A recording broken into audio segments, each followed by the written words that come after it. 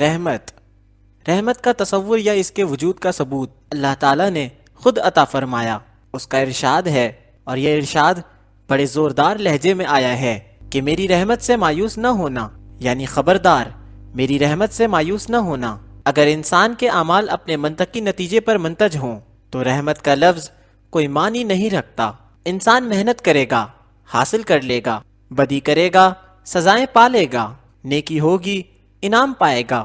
ہر وجہ کا ایک نتیجہ ہے اور ہر نتیجے کے لیے کوئی نہ کوئی وجہ ہے۔ اگر وجوہ اور نتائج صرف وجوہ اور نتائج ہی ہوتے تو غالباً انسان کے دل سے امید، آس اور رحمت کا تصور ختم ہو جاتا۔ رحمت ہوتی ہی انسان کو اس کی بدعمالیوں کی سزا سے بچانے کے لیے، یعنی حال کی غلطی جو مستقبل میں اپنے لیے سزا مرتب کر چکی ہے یا لکھ چکی ہے، اس سے بچانے والی شے رحمت کہلائے گی۔ بس یہ ارشاد کہ میری رحمت سے مایوس نہ ہونا صرف یہی مفہوم رکھتا ہے کہ اے انسان اپنے مستقبل سے مایوس نہ ہونا، اور یہ کہ اے انسان اگر کبھی غلطی سرزد ہو جائے تو یاد رکھنا کہ غلطی کی سزا ضرور ہے، لیکن یہ بات نہ بھولنا کہ میری رحمت میرے غضب سے زیادہ وسیع ہے۔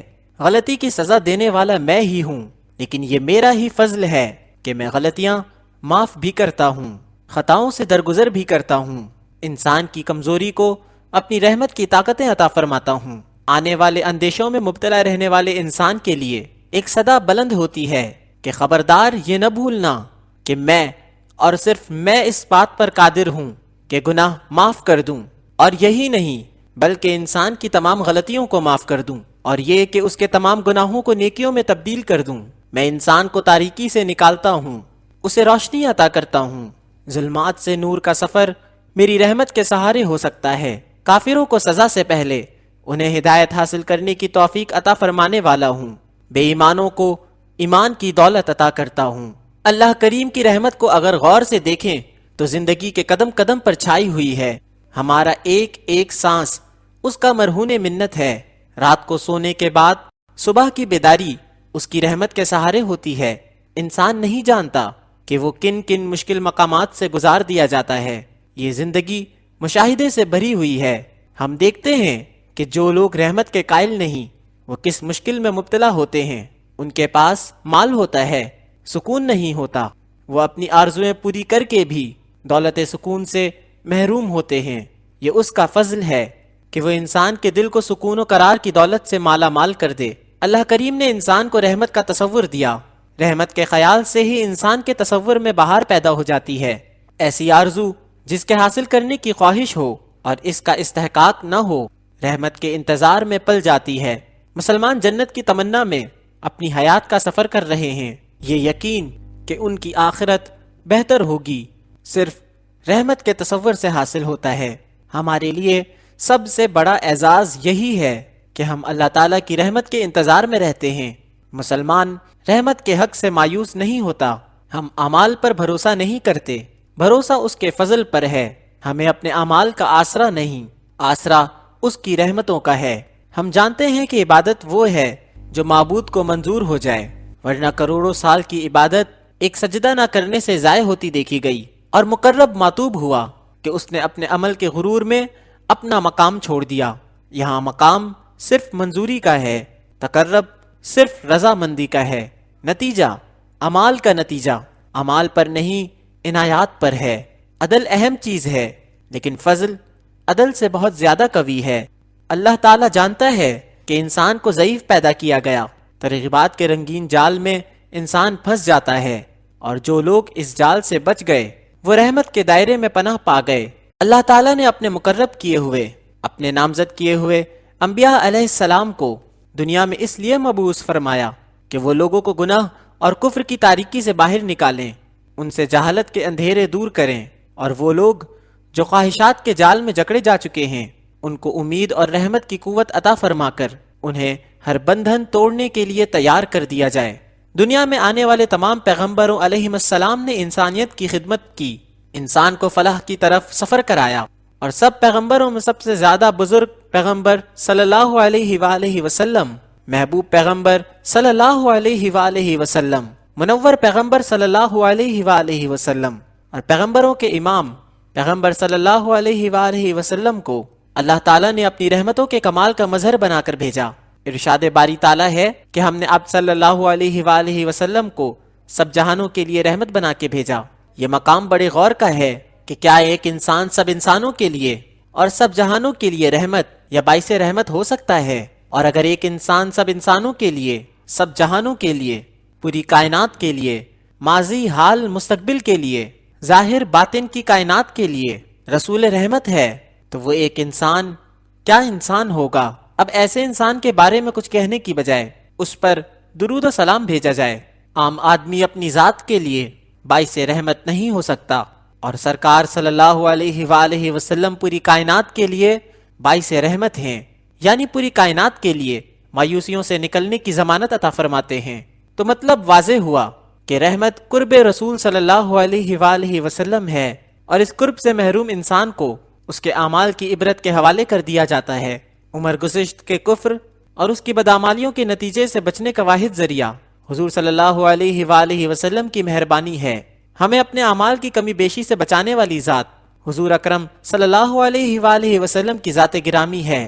آپ صلی اللہ علیہ وآلہ وسلم کا وجود مبارک جہاں باعث تخلیق کائنات ہے، وہاں باعث قیام کائنات اور باعث نجات کائنات بھی ہے۔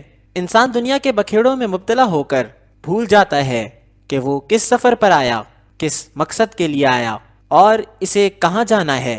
وہ کھیل میں مصروف ہو جاتا ہے اور مقصد اعلیٰ اس کی نگاہوں سے اوجھل ہو جاتا ہے۔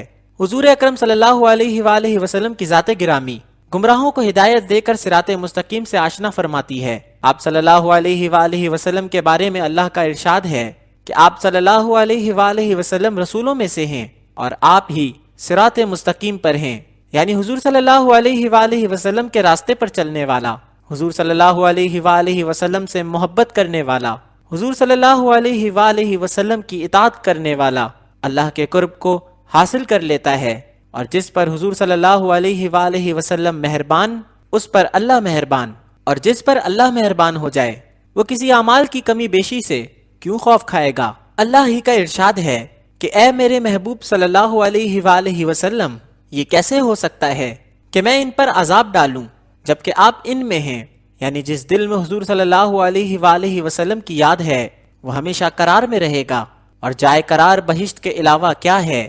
گویا کہ حضور صلی اللہ علیہ وآلہ وسلم کی محبت باعث حصول نجات ہے۔ اس کا مطلب یہ نہیں کہ انسان نیک اعمال نہ کرے، کیونکہ یہ حضور صلی اللہ علیہ وآلہ وسلم کی محبت سے انحراف ہے۔ حضور صلی اللہ علیہ وآلہ وسلم کا ہر عمل ہمارے لیے ایک نمونہ ہے، اور ہر عمل ہمارے لیے نجات کا باعث ہے۔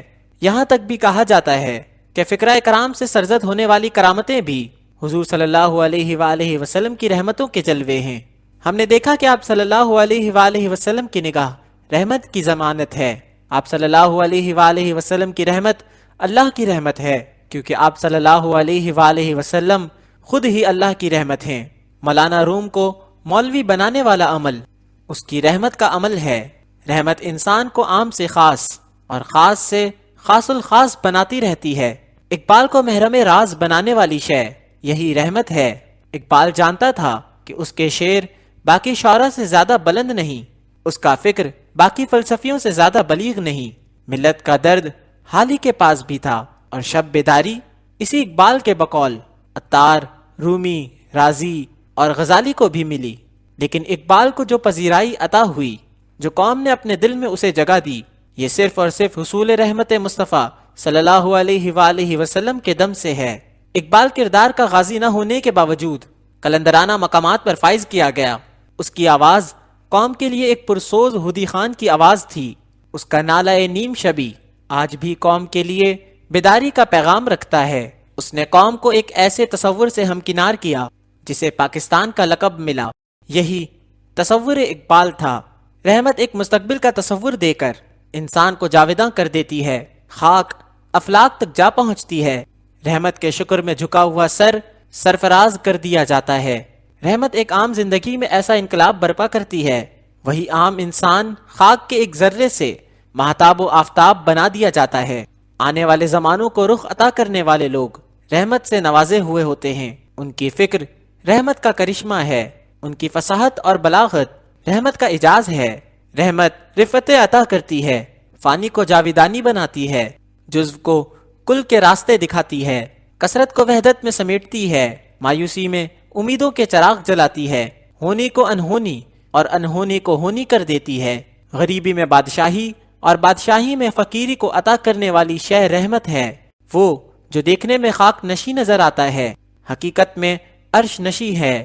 دونوں جہانوں میں رحمت کا پیغام لانے والی ذات انسان کو تکلیفوں میں مبتلا دیکھ کر پریشان ہو جاتی ہے۔ آپ صلی اللہ علیہ وآلہ وسلم کو اپنا کوئی غم نہیں۔ آپ صلی اللہ علیہ وآلہ وسلم آدھی آدھی رات تک جاگتے ہیں، سجدے کرتے ہیں اور روتے ہیں، بس امت کا حال دیکھ کر۔ آپ صلی اللہ علیہ وآلہ وسلم کو ازردہ کرنے والی بات صرف یہی ہے کہ امت نے آپ صلی اللہ علیہ وآلہ وسلم کا راستہ ترک کر دیا، لیکن ابھی بہت کچھ باقی ہے، ابھی امیدوں کے چراغاں ہیں، ابھی اعتماد کی منزلیں طے ہو رہی ہے، ابھی لوگوں میں یقین ہے آپ صلی اللہ علیہ وآلہ وسلم کی رحمتوں کا، آپ صلی اللہ علیہ وآلہ وسلم کی نوازشوں کا۔ حق نہ رکھنے کے باوجود آپ صلی اللہ علیہ وآلہ وسلم کی عنایت کو اپنا حق سمجھنے والے اتنی ناحق بات بھی نہیں کر رہے۔ یہی تو حق ہے اور یہی اللہ کے حکم کا مفہوم ہے کہ میری رحمت سے مایوس نہ ہونا، یعنی عمل کی کوتاہی کی وجہ سے حق نہ رکھنے کے باوجود رسول رحمت کی عنایت کو اپنا حق مانتے رہنا، یہی راستہ مایوسیوں سے بچنے کا راستہ ہے۔ اسی یقین کو ایمان کہتے ہیں۔ وہ اللہ جس نے ہمیں اپنا دین عطا فرمایا، اپنی عنایات عطا فرمائی، ہمیں آنکھیں عطا کی اور آنکھوں کے لیے روشن روشن کائنات بنائی، اسی اللہ نے جس نے ہمارے لیے دنیا کی راہیں آسان فرمائی، ہمارے لیے دریاؤں کو حکم دیا کہ ہمیں راستہ دے دیں، بلند پہاڑوں کے لیے حکم ہے کہ انسان کو راستہ دے دیں، ہر راز کو حکم ہے کہ انسان کے لیے آشکار ہو جائے، ہر مخفی کو ظہور کا حکم دینے والا اپنی رحمتوں کے اٹل ہونے کا اعلان فرماتا ہے۔ رحمت آ کے رہے گی، گناہ معاف کر دیے جائیں گے، شرط اظہار ندامت ہے، شرط خلوص دل سے توبہ ہے، شرط حضور اکرم صلی اللہ علیہ وآلہ وسلم کے دامن سے وابستہ ہونے کی تمنا ہے، شرط اللہ کی رسی کو مل کر مضبوط پکڑنے کی ہے، یعنی شرط رحمت کی تمنا ہے، اور اس کا انعام حصول رحمت۔ رحمت کے کرشمے دیکھنے والی آنکھ اکثر پرنم رہتی ہے۔ رحمت والے لوگ اس جہاں میں رہ کر بھی اس جہاں کے خیال میں زندہ ہوتے ہیں۔ دور کے زمانے بھی ان کو حضور صلی اللہ علیہ وآلہ وسلم کے قریب رکھنے میں رکاوٹ نہیں ڈالتے، کیونکہ اس نگاہ میں صدیوں کے فاصلے بھی کوئی وقت نہیں رکھتے۔ وہ نگاہ صدیاں عبور کر کے اپنے درویشوں کی زندگی کو آج بھی روشن کرتی ہے۔ آپ صلی اللہ علیہ وآلہ وسلم آج بھی قریب کرتے ہیں اور قریب ہوتے ہیں۔ یہی رحمت کا کرشمہ ہے کہ اس میں نہ ماضی دور ہوتا ہے نہ مستقبل بعید ہوتا ہے، اس میں فاصلے سمٹ جاتے ہیں، فاصلے تاریخ کے ہوں یا جغرافیے کے، اس میں کچھ اہمیت نہیں رکھتے۔ آج رجوع کرنے والا پرانے جلوے کو حاضر پاتا ہے، گزرے زمانے کے جلووں کو پکارنے والا مایوس نہیں کیا جاتا، کیونکہ جلوے گزرتے نہیں۔ سورج میں روشنی قائم ہے، چاند میں نور باقی ہے، آسمانوں کی گردش برقرار۔ یہ کیسے ہو سکتا ہے کہ کائنات کے لیے رحمت کا سبب ماضی بن جائے؟ یہ ناممکن ہے۔ کائنات حاضر، رحمت حاضر، کائنات موجود، رحمت موجود، بلکہ یہاں تک کہ کائنات نہ موجود ہو، رحمت تب بھی موجود رہتی ہے، کیونکہ رحمت دراصل حی قیوم کی صفت ہے، اور اس صفت سے حضور صلی اللہ علیہ وآلہ وسلم کو متصف کیا گیا۔ جب صفت نہیں مر سکتی تو موصوف نعوذ باللہ کیسے فانی ہو سکتے ہیں؟ رحمتیں مرنے کے بعد بھی حاصل ہوتی رہتی ہیں۔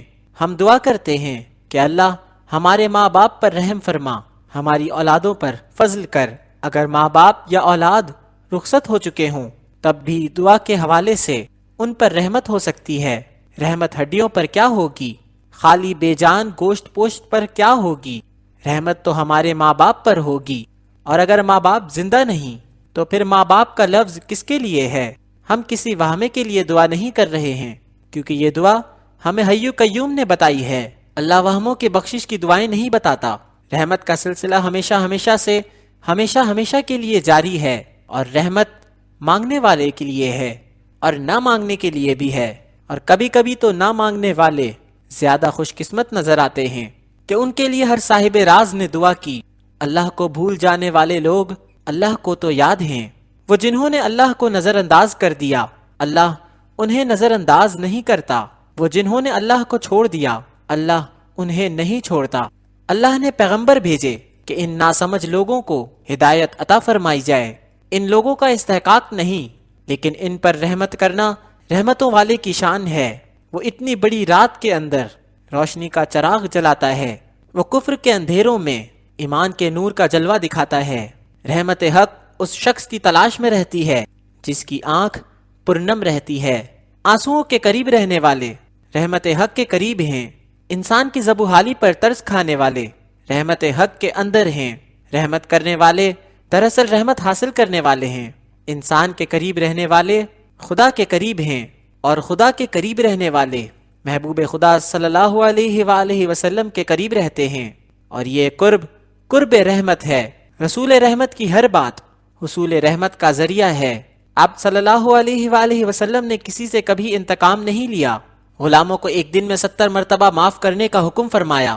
آپ صلی اللہ علیہ وآلہ وسلم پوری کائنات کے لیے دعوت رحمت ہیں۔ اپنوں کو عبادت کے غرور سے بچاتے ہیں، اور عبادت سے محروموں کو رحمت کا تصور دے کر عبادت کے قریب لاتے ہیں۔ فریاد کرنے والوں کو رحمت کے حصول کا حق عطا فرماتے ہیں۔ جس کو رحمت کا حق مل گیا اسے رسول رحمت کے دامن میں پناہ مل گئی۔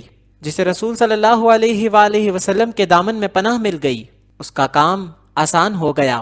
یعنی حضور صلی اللہ علیہ وآلہ وسلم پر ہمیشہ درود و سلام بھیجتے رہنا، اور یہی اصل نسخہ ہے حصول رحمت کا۔